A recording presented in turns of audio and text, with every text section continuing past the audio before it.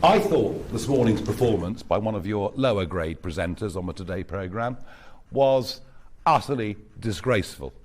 I think to frame a question around the leader of Reform's relationship with Hitler, which is how she framed it, was despicable, disgusting, beyond belief.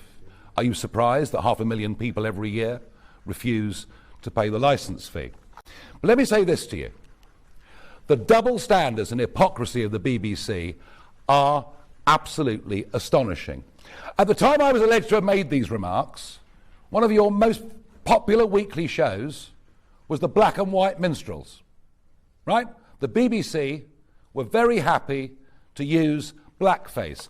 Oh, and not just in the Black and White Minstrels, you did it in It Ain't Half Hot Mum as well. And what about Alf Garnett? Do you remember what he called Marigold? Do you remember the word he used to describe Marigold on not live, but on primetime national TV? I better not repeat the word, otherwise you'll all use it and say that I used it. Homophobia?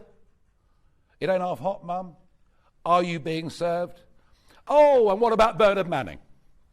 Perfectly happy at exactly the same time for Bernard Manning to appear on primetime national BBC comedy, telling jokes for which these days you'd probably get a knock at the door from our thought police and perhaps get a 31-month prison sentence. I cannot put up with the double standards of the BBC about what I'm alleged to have said 49 years ago and what you were putting out on mainstream content. So I want an apology from the BBC for virtually everything you did throughout the 1970s and 80s.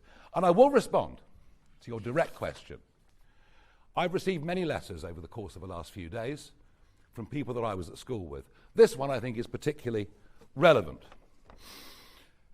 I was a Jewish pupil at Dulwich College at the same time, and I remember him very well. While there was plenty of macho, tongue-in-cheek schoolboy banter, it was humour. And yes, sometimes it was offensive, rather like most of the BBC's output, but never with malice. I never heard him racially abuse anyone. If he had, he would have been reported and punished. He wasn't. The news stories are without evidence except for belatedly politically dubious recollections from nearly half a century ago. Back in the 1970s, the culture was very different. Perhaps, Damon, you should reflect on that. Especially at Dulwich. Lots of boys said things they'd regret today, or just laugh at. Whilst Nigel stood out, he was neither aggressive nor a racist.